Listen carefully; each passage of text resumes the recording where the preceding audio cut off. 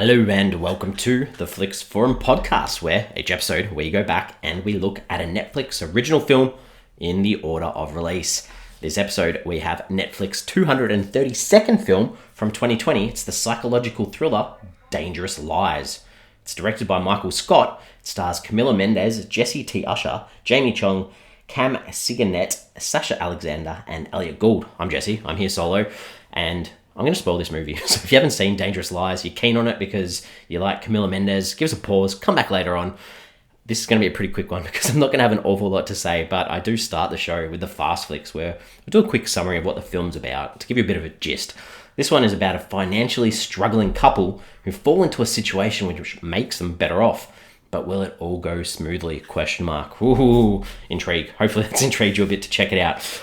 I couldn't find much about this film. When we talk about films, we like to sort of discuss how it arrived on Netflix. It was announced in April of 2019 that Camilia Mendes had signed on to star in the film, with Michael Scott directing from a screenplay by David Gould, with Netflix distributing.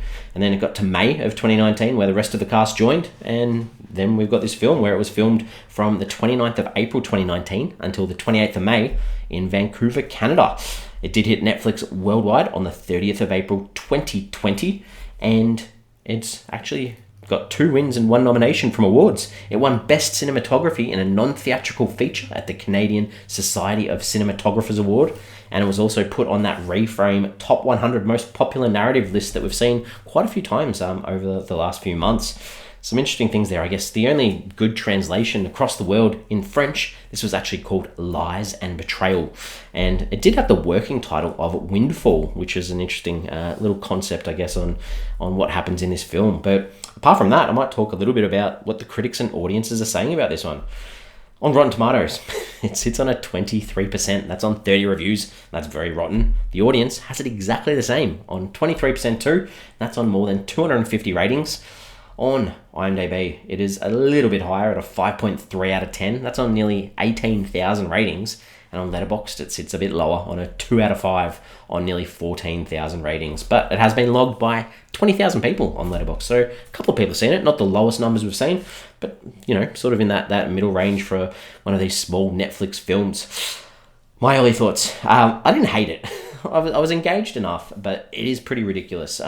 Imagine, and this is the idea of, we've got this couple that inherit a lot of money, and imagine inheriting that sort of fortune and then no one asking any real questions straight away. I think that sort of just sums up the ridiculousness of this plot. And we don't really get to know much about the characters either. But if we talk about the characters, Katie's our main character. She's married to this guy called Adam. She's struggling. She's working 2 jobs, supporting him, and sort of falls into a job caring for this rich old dude. She just makes poor decisions the whole way through the film, which sort of makes it hard to not blame her for things that happen when she does stupid things. And that sort of leads into her husband, Adam. They seem like a pretty young couple. But Adam, this guy, he's still studying. He really doesn't like being poor. And he sort of acts real suspiciously as the movie progresses, sort of just for the audience to feel like there's multiple players in the film. And of course, he really likes that taste of money.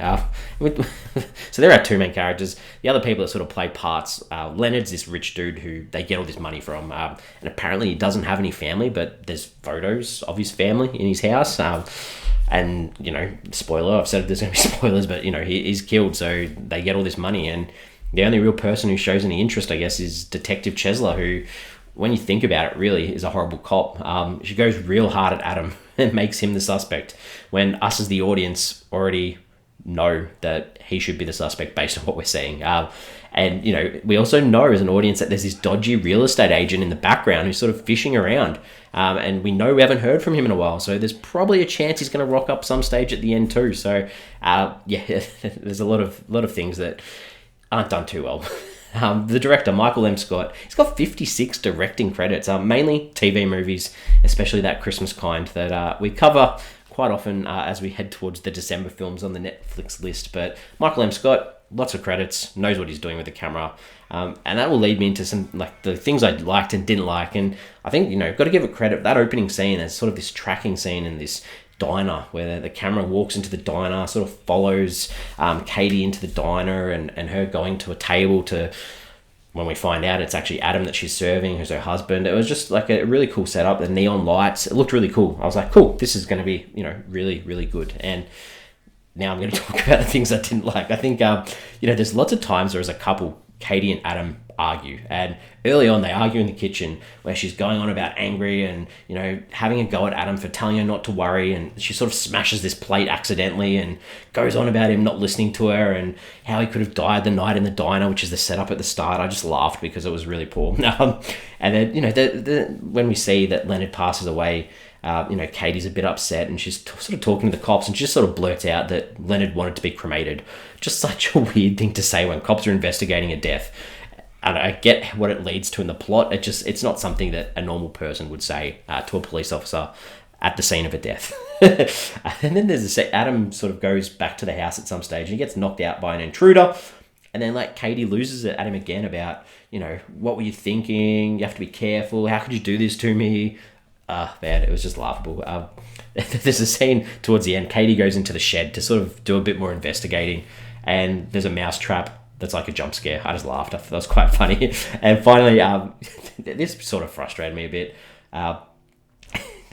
The conclusion to the film's a little bit ridiculous. So Adam, her husband, is killed, and as he's on his dying sort of whispers, he says, it's in the garden in relation to some diamonds that he'd hidden. And then we cut to later, the final scenes, a couple of months later, and Katie's in the garden doing the gardening. And she has no idea that the diamonds are there because there's the sprinklers go on and the diamonds are shining from the water. He specifically told her where it was, and how has she not gone looking for them or found them?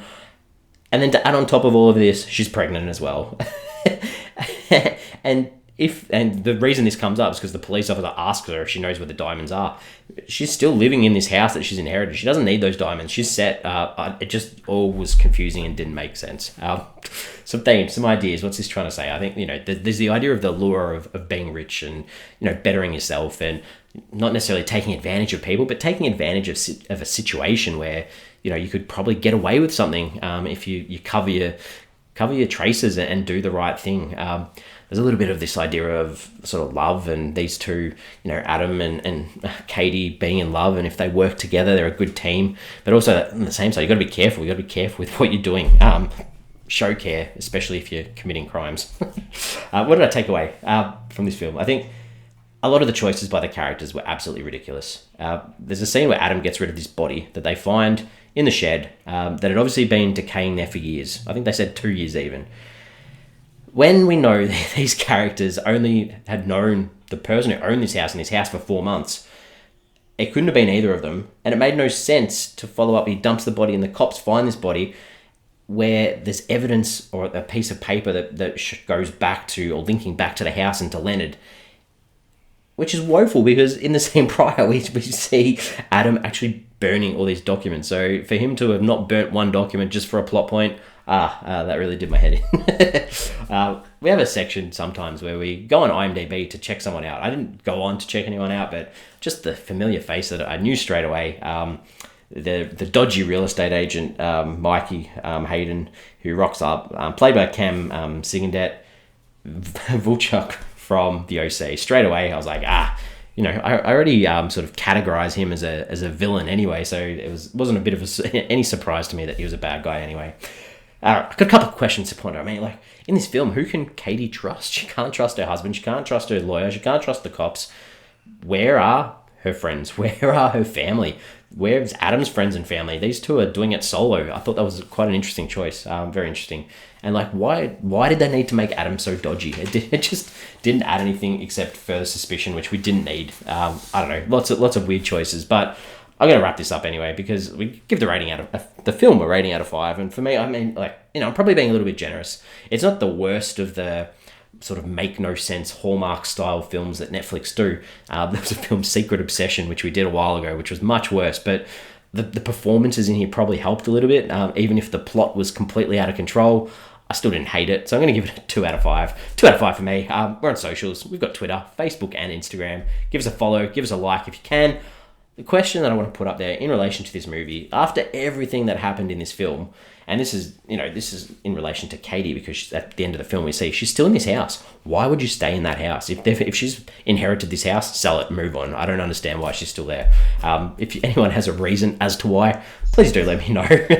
But I'll be back next week. I've got another film from 2020 next week. This is a Brazilian one. It's a romantic comedy called Rich in Love, or in Portuguese, I'm pretty sure it's Portuguese in Brazil, it's called Ricos de Amor, and this is directed by Bruno Garodi. It stars Anita Barbosa. It's actually directed by two people, Bruno Garodi and Anita Barbosa. It stars Danilo Mosqueda, Giovanna Lancelotti, and Fernanda Paye-Lemay. That's what we've got next week. Know nothing about it. Excited to check it out. I'll be back to chat about it then, and thanks for hanging around and listening to this one.